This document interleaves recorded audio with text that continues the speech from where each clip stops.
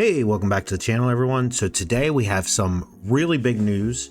They're going to be adjusting the phases of each scenario, which is awesome. They're also going to be adding a new tier of difficulty for those that thought the game wasn't hard enough.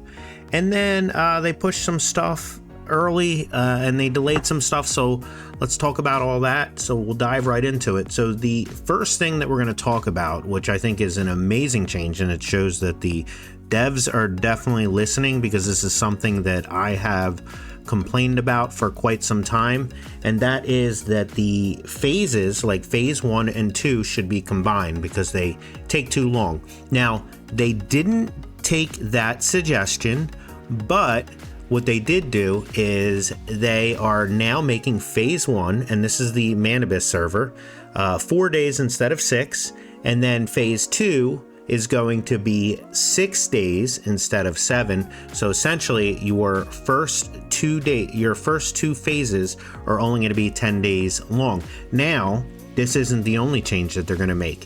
One of the other things that they're going to do, so that you have some content to do right away, is phase 2. They're going to move the hard mode and the high risk public crisis to phase 2, and the normal and hard mode of Monoliths. So it's basically like after 4 days, we're essentially in phase 3. And then talking about phase 3, they're just going to get rid of it, which is awesome, because then that means that we can move right into doing, even the higher end content. So the new phase 3, which is basically phase 4, is going to be 14 days. It's going to include pro and a new nightmare for silos, and then it's also going to include the new, let's take a look down here, we're also going to get the new Prime Wars for pro as well. And then phase 4, which is going to be 16 days, and again, this is great because it allows us to basically, the majority of the time we're spent in the server used to be we can't do anything. We'd have to wait forever to do Prime or Pro and Nightmare and get the mods that we need. Now the majority of the time spent in the server, we're going to have high level content to actually do. So we're going to get Nightmare Prime Wars, and we're also going to get a new Prime War that is Apocalypse. So again, something to make the game harder and better, which is awesome. Now, they also made some changes to the Way of the Winter.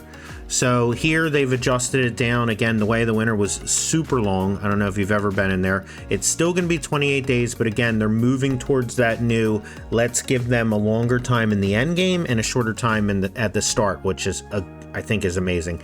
So we're going from 7 days to 5 days in phase 1, 8 days to 5 days in phase 2. Phase 3 is still going to be 10 days, and then phase 4 will be 15 days. Now, it hasn't said anything about changing up the dungeons or the difficulties, and there's not really a lot there to do anyway. But at least it's going to be a longer time in the end game, which is always welcomed. Now, for those of us, this is going to go live on the 27th, and if we're already in a server, they're not just going to rip phase 3 out, so only the new servers will have this new shorter Monoliths with 4 phases instead of 5. So what they're going to do is phase 3 essentially is going to be the same. So we're going to go hard, prime, so everything will stay the same. Phase 1, phase 2, phase 3, and then phase 4, you're just going to get the new nightmares. So normally it would roll over to your pro, but you'll also get the nightmares, and then normally you'd have, nightmare, you're also going to get the apocalypse. So that is how it's going to work for anybody that's in a server that's already established when it rolls over, and then any new servers will start with that new thing. Now, they do say that the Monoliths and the Leah research labs, they're going to be adding a nightmare difficulty to those dungeons in a future update, which is pretty cool. And then they also said for the challenge rewards, so the nightmare difficulty that's going to be available in the silos is going to have an independent weekly challenge limit, and then there's going to be bonus rewards for the first time you clear it. And then each zone of the Prime War is going to share that challenge, weekly challenge limit. And I'm guessing this is very close to what we have with the public crisis events now, where the first 3 times you do it, you get the full, everything, and then after that, you're not going to get as much. Now, also remember, in the 27th, we're losing controllers, so this is going to be like the new norm. You can do it so many times, and then you start to get less and less rewards, and I think that's fine, bulk loading them, because then you don't feel like you have to continuously run them over and over. But this is definitely going to be the way that we get mods, which can be frustrating to get high-level mods, so I'm really glad for these changes. And then also, a lot of us are very high level, so this is going to be a nice change. Now, getting into something that they talked about a couple days ago, and I was going to do a video on it, but I haven't had a chance yet. So on the 27th, they were changing the way electricity worked, and we weren't really sure about how that was going to work. Basically, they said that you're not going to have to attach any of the lines and to the different powers. So I thought that it could have been like, okay, you don't have to attach lines anymore, but it doesn't look like that.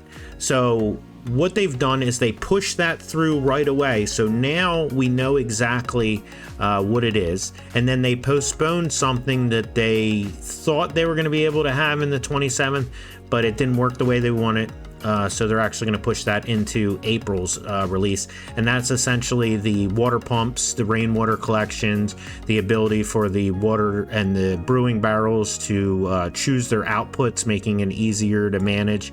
Also the transport, like we said that they were going to be able to bring crude oil and acid across the pipes. That is actually postponed, but we did get the electric system early.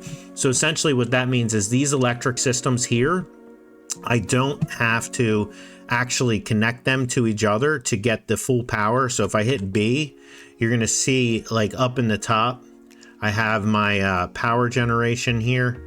5 of 7. So if I were to take one of these items here and I were to move them somewhere else, like say way over here, I wouldn't have to connect them to get the full amount. So essentially I could have like a power station in each of the rooms that I wanted to get power, and it's just going to draw from the full pool of power that you have for your entire place. So say these are 25 each, and I know they're 30, but we're going to do the math real easy. So that's 100 watts of power. If I had a bunch of things that were like 75 watts of power, I could basically put one next to it. I'd still have to run the line, and even though it's only connected to the one and it does more than 25 power, it would still get the full power, because it's going to use all of the stuff in your area for electricity.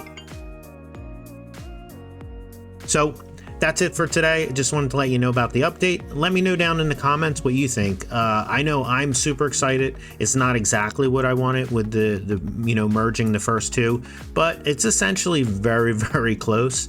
So I'm very happy. But if you like this video, don't forget to click the like button and subscribe for some more great content. We got a bunch coming. 27th is going to be a huge patch. The devs are definitely listening. They're doing everything right now, so pretty excited for that. But that's it. Thanks all for watching. I'll see you guys in the next one.